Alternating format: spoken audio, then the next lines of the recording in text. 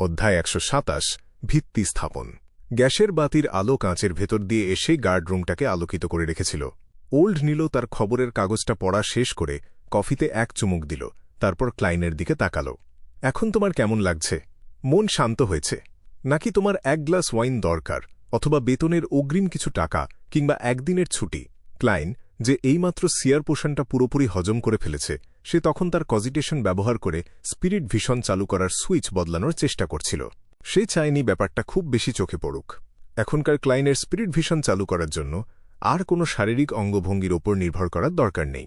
তাই সে আরও গোপন কোনো পদ্ধতি ব্যবহার করে তার উদ্দেশ্য হাসিল করতে পারত, যেমন বুড়ো আঙুল দিয়ে মধ্যমার গাঁটগুলোতে দ্রুত ঘষা দেওয়া, অথবা বাম দিকের মাড়ির দাঁত দিয়ে দুবার ক্লিক করা।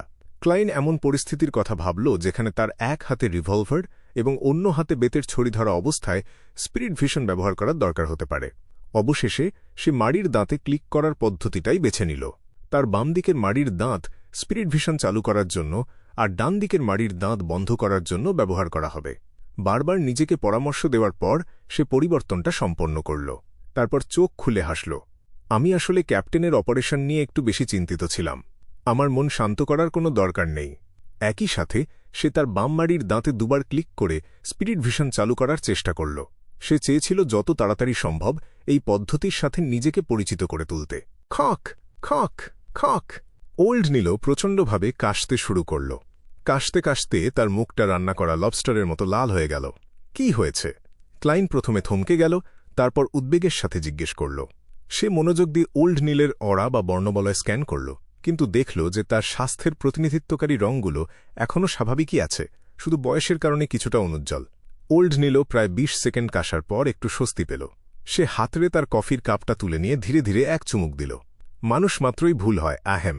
আমি এইমাত্র পান করতে গিয়ে বিষম খেয়েছিলাম। আমরা কি আজকের মিস্টিসিজম ক্লাস শুরু করব?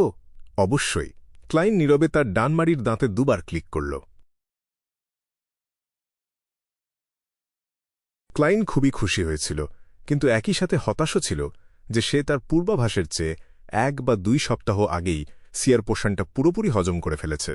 সে স্বাভাবিকভাবেই খুশি ছিল যে সে নিয়ন্ত্রণের বাইরে চলে যাওয়ার ঝুঁকি থেকে মুক্ত হয়েছে এবং শীঘ্রই আরও উঁচু স্তরে উন্নীত হবে, আরও শক্তিশালী বিয়ন্ডার ক্ষমতা অর্জন করবে।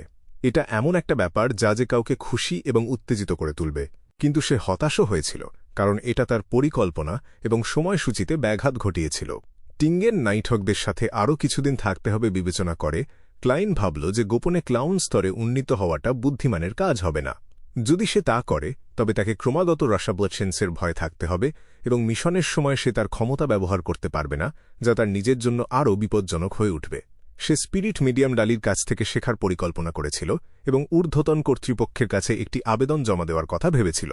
সে তার অবদান ব্যবহার করে রেসিপি এবং অসাধারণ উপাদানগুলো সংগ্রহ করে আনুষ্ঠানিকভাবে সিকোয়েন্স আর্টের একজন নাইটহক হয়ে উঠবে। কিন্তু ১ মাসে একটি পোষণ আয়ত্ত করা আর ১ বছরে করার মধ্যে পার্থক্য আছে। ক্লাইন হোলি ক্যাথিড্রালের তদন্ত সহ্য করতে পারত এবং ভবিষ্যতের জন্য একজন প্রতিভাবান হিসেবে বিবেচিত হতে পারত, কিন্তু সে চায়নি যে ঊর্ধ্বতন কর্তৃপক্ষ তাকে সন্দেহ করুক। তার পরিস্থিতি ব্যাখ্যা করার জন্য তার একটি বিশ্বাসযোগ্য কারণ খুঁজে বের করা দরকার ছিল। সে পরিকল্পনা করেছিল যে সিয়ার পোষণ পুরোপুরি হজম হওয়ার আগের সময়টা কাজে লাগিয়ে ক্যাপ্টেনের কাছে কিছু ভিত্তি তৈরি করে রাখবে।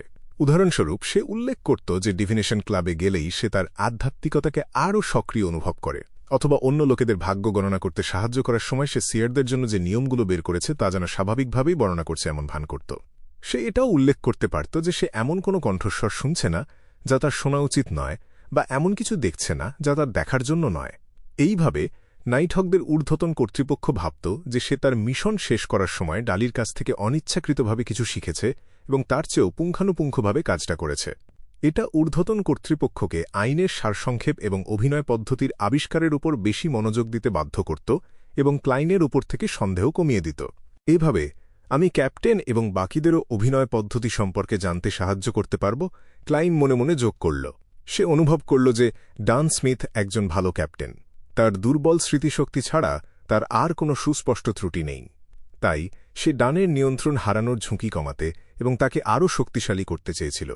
অবশ্যই ক্লাইন যে কোনো ঝুঁকি এড়াতে ১ বছর পরেও আবেদন করার সিদ্ধান্ত নিতে পারত, কিন্তু ক্রমাগত কাকতালীয় ঘটনা এবং তার স্বপ্নের ডিভিনেশনে দেখা লাল চিমনি তাকে যত তাড়াতাড়ি সম্ভব তার ক্ষমতা উন্নত করা ছাড়া আর কোনো উপায় রাখেনি। আমি আগামী 2 সপ্তাহের মধ্যে ক্যাপ্টেনের সাথে 3-4 বার ভিত্তি স্থাপন করব, তারপর আনুষ্ঠানিকভাবে আমার অনুরোধ জমা দেব। একই সাথে আমি আন্ডারগ্রাউন্ড মার্কেটে গিয়ে দেখতে পারি যে প্রয়োজনীয় অসাধারণ উপাদানগুলোর কোনোটা সেখানে আছে কিনা। সম্ভবত ওগুলোর দাম অনেক বেশি হবে। ক্লাইন দ্রুত একটি সিদ্ধান্ত নিল এবং আবার মিস্টিসিজম ক্লাসের দিকে মনোযোগ দিল। সময় দ্রুত কেটে গেল এবং লাঞ্চের সময় ঘনিয়ে এলো। ওল্ড নিল তার কফি শেষ করে টেবিলের জিনিসপত্র পরিষ্কার করতে করতে হাসল। তোমার মিস্টিসিজম ক্লাস শীঘ্রই শেষ হবে। এইমাত্র নেওয়া পরীক্ষা থেকে যা মনে হচ্ছে, তুমি এখন নিজের জন্য চার্ম তৈরি করতে পারবে। আগামী কয়েকদিনের জন্য এটাই আমার পরিকল্পনা। ক্লাইন সন্তুষ্ট হয়ে দীর্ঘশ্বাস ফেলল। চার্মগুলো বেনসন এবং মেলিসাকে দেওয়া রক্ষাকবচ থেকে ভিন্ন ছিল। এগুলোকে রিচুয়ালিস্টিক ম্যাজিকের সাহায্যে খোদাই করতে হতো এবং এগুলোর কিছু অনন্য ক্ষমতা ছিল যা যুদ্ধে ব্যবহার করা যেত। কিন্তু একটি নিম্ন গ্রেডের চার্ম সবকিছু করতে পারত না। এর মধ্যে থাকা আধ্যাত্মিকতা সময়ের সাথে সাথে কমে যেত এবং প্রতি 2 সপ্তাহে একবার নতুন করে শক্তি সঞ্চার করতে হতো। এছাড়াও নির্দিষ্ট মন্ত্র দিয়ে এগুলোকে সক্রিয় করতে হতো। ইচ্ছামতো এগুলো ব্যবহার করা অসম্ভব ছিল। তাছাড়া নাইটহকদের ব্যবহার করা চার্মগুলো এখনও অ্যাভারনাইট গডেসের ডোমেইনের মধ্যেই সীমাবদ্ধ ছিল। ক্লাইন আপাতত 3 ধরনের চার্ম তৈরি করতে পারত। প্রথমটা ছিল স্লাম্বার চার্ম এবং এর প্রভাব ডান স্মিথ এবং লিওনার্ড মিচেলের গান গেয়ে কাউকে ঘুম পাড়িয়ে দেওয়ার ক্ষমতার মতোই। দ্বিতীয়টা ছিল রিকুইয়াম চার্ম, যা ভূত, আত্মা, জম্বি এবং এই ধরনের সত্তাদের শান্ত করতে পারত। এটি একটি নির্দিষ্ট মাত্রা পর্যন্ত প্রতিহিংসাপরায়ণ এবং দুষ্ট আত্মাদের মোকাবেলা করতেও সক্ষম ছিল। শেষটা ছিল ড্রিম চার্ম। এর ক্ষমতা ব্যবহারকারীকে অন্য কারো স্বপ্নে প্রবেশ করার সুযোগ দিত। এই ক্ষমতাগুলো স্লিপলেস সিকোয়েন্সের মিডনাইট পোয়েট এবং নাইটমেয়ারের ক্ষমতার মতো ছিল, তাই ডান এবং লিওনার্ডের এই চার্মগুলোর কোনো প্রয়োজন ছিল না। Corps collector fry, sleepless royal এবং কেন লি তাদের সাথে 1-2টি চার্ম রাখত, কিন্তু দীর্ঘদিন ধরে তাদের এগুলো ব্যবহার করার প্রয়োজন হয়নি। তারা প্রায়শই তাদের চার্মগুলো ওল্ড নীলের কাছে ফিরিয়ে আনত যাতে সে সেগুলোকে রিচার্জ করে দিতে পারে। ওল্ড নীল ক্লাইনের দিকে এক পলক তাকিয়ে হাসল। আমার মনে আছে তুমি বলেছিলে যে এই মাসে তুমি অনেক অনুশীলন করেছ এবং তোমার সব উপাদান ফুরিয়ে গেছে। তুমি কি আন্ডারগ্রাউন্ড মার্কেটে যাচ্ছ? ক্লাইন প্রথমে চমকে গেল, তারপর ব্যথিত হৃদয়ে মাথা নাড়ল। সে উপাদানগুলোর দাম সম্পর্কে পরিষ্কারভাবে জানত। সে শুধু আশা করতে পারছিল যে সে প্রথম চেষ্টাতেই চার্মগুলো বানাতে সফল হবে এবং কোনো উপাদান নষ্ট করবে না। আন্ডারগ্রাউন্ডে লাঞ্চ পৌঁছে দেওয়ার দায়িত্ব পেয়ে ক্লাইন তার জ্যাকেট এবং টুপি পরে হাতে বেতের ছড়ি নিয়ে 2য় তলার ব্ল্যাকথর্ন সিকিউরিটি কোম্পানিতে ফিরে গেল। বিনোদন কক্ষের পাশ দিয়ে যাওয়ার সময় সে দেখল যে লিওনার্ড এবং বাকিরা এর মধ্যেই ফিরে এসেছে এবং তাদের লাঞ্চ উপভোগ করছে। ঠক ঠক ঠক, সে ক্যাপ্টেনের দরজায় টোকা দিল। ভেতরে আসুন, ডানের শান্ত কণ্ঠস্বর শোনা গেল। ক্লাইন দরজা ঠেলে ভেতরে ঢুকে তার টুপিটা খুলল। ক্যাপ্টেন, আপনারা কি ইনস্টিগেটর ট্রিসিকে ধরতে পেরেছেন? ডান তার কপালে হাত ঘষে ক্লান্তভাবে মাথা নাড়ল। আমরা তাকে টিঙ্গেন স্টেশনে খুঁজে পাইনি, কিন্তু ব্যাকল্যান্ড থেকে পাওয়া টেলিগ্রাফ অনুযায়ী একজন যাত্রী তাকে সবচেয়ে প্রথম ট্রেনটার ফার্স্ট ক্লাস ক্যারেজে দেখেছে। দুঃখের বিষয়, সে যাত্রাপথের মাঝখানেই নেমে গেছে। খুবই দুঃখজনক। ক্লাইন দীর্ঘশ্বাস ফেলল, যদিও সে এটাই আশা করেছিল। ডিভিনেশন সর্বশক্তিমান নয়। ডানের ধূসর চোখ তার দিকে তাকাল। হতাশ হওয়ার কোনো কারণ নেই। একজন সিকোয়েন্স 7 বিয়ন্ডারকে ধরা সহজ কাজ নয়। অন্ততপক্ষে আমরা ট্রিসির দুষ্ট রিচুয়ালটা ব্যাহত করেছি এবং অন্তত 40 জন নিরীহ মানুষের জীবন বাঁচিয়েছি। তাছাড়া আমরা এখন তার পরিস্থিতি সম্পর্কে জানি। সে আর আগের মতো ইচ্ছেমতো অপরাধ করতে পারবে না। যদি সে একই ধরনের কিছু করার চেষ্টা করে, তবে তাকে যে কোনো সময় নজরে আনা হবে, খুঁজে বের করা হবে এবং রিপোর্ট করা হবে। শীঘ্রই বা দেরিতে সে নাইটহকস, ম্যান্ডেটেড পানিশার্স বা মেশিনারি হাইভ মাইন্ডের হাতে ধরা পড়বে। এমনও হতে পারে যে তাকে হত্যা করা হবে। আশা করি তাই হবে। গডেস আমাদের মঙ্গল করুন। ক্লাইন তার বুকে রক্তিম চাঁদের চিহ্ন আঁকল।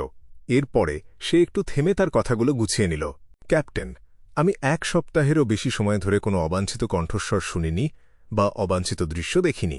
আর এটা এমনকি কজিটেশনে থাকা অবস্থায় বা স্পিরিট ভিশন ব্যবহার করার সময়ও সত্যি, তাই নাকি? ডান ভ্রু কুঁচকে অবাক হল। ক্লাইন সাথে সাথে বিস্তারিত বলল, আমার মনে হচ্ছে আমি সিয়ার পোষণটার উপর সম্পূর্ণ নিয়ন্ত্রণ অর্জন করার থেকে খুব বেশি দূরে নেই। এটা সম্ভবত ডিভিনেশন ক্লাবে আমার ঘন ঘন যাওয়া এবং অন্যদের ভাগ্য বলতে সাহায্য করার কারণে হতে পারে। কেন তুমি এমনটা ভাবছ? ডান সাথে সাথে তার বসার ভঙ্গি পরিবর্তন করল। তার অভিব্যক্তি হারিয়ে গেল। ক্লাইন তার বাক্যে একটু তোতলামি যোগ করল। আমি যখনই ডিভিনেশন ক্লাবে যাই, আমি অনুভব করতে পারি যে আমার আধ্যাত্মিকতা আরও সক্রিয় হয়ে উঠছে, এবং যখনই আমি কাউকে ডিভাইন করতে সাহায্য করি, আমার হৃদয়, শরীর এবং আত্মা আরও স্বচ্ছন্দ হয়ে ওঠে। আমি শেয়ারদের জন্য একগুচ্ছ নিয়মও তৈরি করেছি।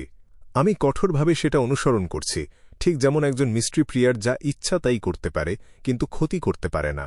আমি এই নীতিবাক্য থেকে অনুপ্রেরণা পেয়েছি এবং শেয়ারদের জন্য একটি নীতিবাক্য তৈরি করার চেষ্টা করেছি। আমার মনে হয় বিয়ন্ডারদের তাদের পোষণের উপর দ্রুত নিয়ন্ত্রণ পেতে এবং নিয়ন্ত্রণের বাইরে চলে যাওয়ার ঝুঁকি কমাতে এটি একটি কার্যকর উপায় হতে পারে। ঠিক যেমন মাদাম ডালি, যিনি সবসময় একজন স্পিরিট মিডিয়াম ছিলেন। ডান কখন যে তার পাইপ বের করেছে তা বোঝা যায়নি। সে সেটা তার নাকের কাছে ধরে এক টান নিল। মনে হল যেন সে ক্লাইনের কথা ভুলেই গেছে, কারণ সে কয়েক মিনিট ধরে গভীর চিন্তায় ডুবেছিল। একটি অসাধারণ অনুমান এবং একটি আকর্ষণীয় প্রচেষ্টা। ক্লাইন এবার শুধু সংক্ষেপে বিষয়টি উল্লেখ করতে চেয়েছিল একটি অন্তর্নিহিত কারণ তৈরি করার জন্য, তাই সে আর কিছু বলল না। সে অর্ধেক রসিকতার সুরে বলল, সম্ভবত আমি ইতিহাসের সবচেয়ে দ্রুত সিকোয়েন্স নয়, পোষণের উপর নিয়ন্ত্রণ অর্জনকারী নাইটহক হব। গডেস, তোমার উপর নজর রাখুন। ডান তাকে গুরুত্ব না দিয়েই আশীর্বাদ করল।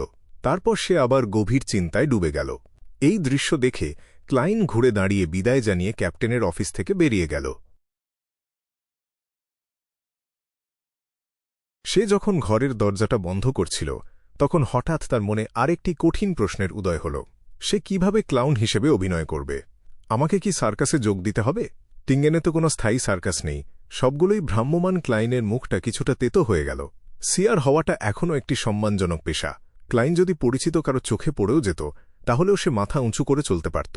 কিন্তু যদি সে ক্লাউন হয়ে যায়, তাহলে তার সম্মান আর থাকবে না। সম্ভবত ক্লাউন হিসেবে অভিনয় করার অন্য উপায়ও আছে। যখন ব্লাসফেমি স্লেট পৃথিবীতে প্রকাশ পেয়েছিল, তখন তো কোনো সার্কাস বা ক্লাউন ছিল না। আরও 2-3 সপ্তাহের মধ্যে আমার উঁচু স্তরে যাওয়ার কোনো সুযোগ নেই, তাই এখন এটা নিয়ে ভাবার দরকার নেই। ক্লাইন প্রশ্নটা এড়িয়ে রিসেপশন এলাকার দিকে এগিয়ে গেল। সে রোজান, মিসেস ওরিয়ানা এবং ব্রেডটের দিকে হেঁটে গেল নিজের এবং ওল্ড নীলের দুপুরের খাবার আনার জন্য।